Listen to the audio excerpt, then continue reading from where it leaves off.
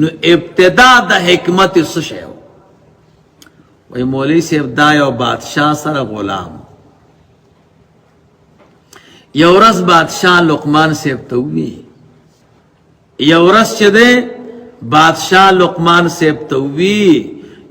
لاړ بشي څه بشي لاړ بشي دا حیوان ویسه یو پسې ورته وی دا ویسه او حلال کا دی کی دو اندامونه راوړه چې د ټولو نه خواږی او قیمتي هغه ورته وی صحیح ده نو بس مولوی صاحب وی وړخه او حلال کو یوی تی ژبه راواغسته او یو زړه بادشاہ ته راوړه چې والی سه هغه ورته وی چې دا ولی وی په دې ټول پس کې د دنه خواږه او قیمتي نشته دا زړی بادشاہ دی او دا ژبه ترجمانه نه بس به ورته مولوی صاحب بل ورځ پس ورکو ورته وی لاړ بشي او داسې دوان دامونه به پکې راوړي چې د ټولو نه بیکار وي صحیح ده نو چې لاړ به ورته ژبه او به ورته زړه راوړه ورته وی چې واله که مخکې دم دا راوړه اوس دم راوړه وی صاحب چې دا دوان اندامونه خراب شي بیا د دینه بیکاره نشته ګوره او چې دا دوان اندامونه خشي نو د دینه نو خبره قیمتي ونه کړه او و غلام نو مولانا صاحب نو و غلام نو څه چلو شو نو بس حکمت خبره تی د دې ځای شروع شو او څوک وایي چې د حکمت ابتدای د دین و یو ورځ بادشاہ تلو او لوی او دسماتی باندې ناستو او صادره پزانه چول او ډیر وخت تیر بیا چې کله وخت تیر ک ورته وی بادشاہ صاحب په لوی او دسماتی باندې ډیر وخت متی روا د دین بواسیر مرض پیدا کیږي دا بیا داګه سر توخیږي بیا خدا نه خواسته لیونه بشي وی د حکمت اولنۍ خبره وی دا د دې ځنه بیا شروع شو تاسو خبرې شوي درې او څلورمه خبره به درته وکړم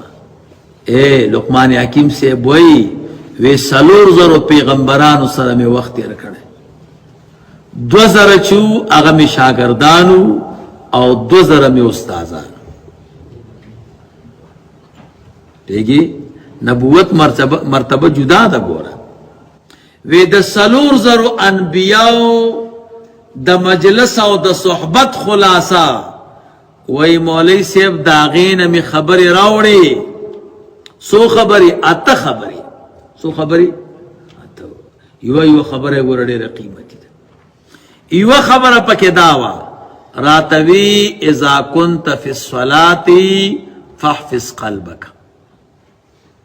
وی چې موږ کې ولاړې د زړه حفاظت کوه الله ته ولاړې کنه نو خدای پاک دې په زړه خبر دی دویمه خبره دا وه و اذا كنت فی الطعام فاحفظ حلقک چې ډوډۍ دې خوړه د مرۍ خیال ساته چې ونرخلي دریمه خبره دا وه و اذا كنت فی بیت الغیر فاحفظ عینک چې د بل چا په کور کې کینی نو د سترګو حفاظت کوه څلورمه خبره دا وه اذا كنت بین الناس فاحفظ لسانک چې د خلکو په منځ کې ناستی نو د ژبې حفاظت کوه راځه پنځمه او شپږمه خبره دا وه اذکر اثنین دوه یادوه الله یادوه او مرګ یادوه وانس اثنین ومواتم خبر ادا چې دو یادوا دو هیروا یو چې بل سره د احسان وکړو او بل سو چې بل د سره بد وکړو چې بل سره د احسان وکړو دا مې روا او چې بل د سره بد وکړو دا مې روا پنځم نمبر خبره بیان د مرتبه د لقمان مرتبه سوا دیکھ اتفاق دے چ لم یکن نبیا. لقمان حکیم سے مولوی سے نبی نو خان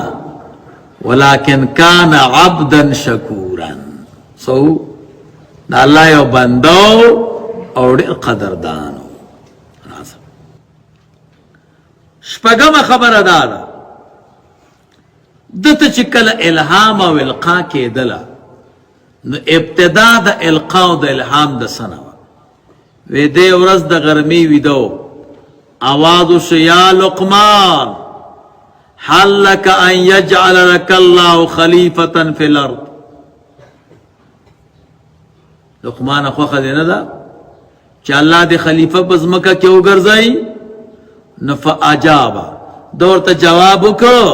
ان خیرنی ربی قبلت العافیتا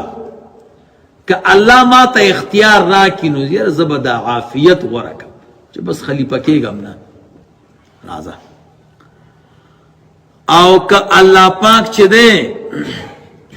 نو اختیار را نکو نو بس بیا خو فسمع والطاع بیا خود خپل رب خبر تا وگم دم و بے منم. اتم نمبر خبر دادا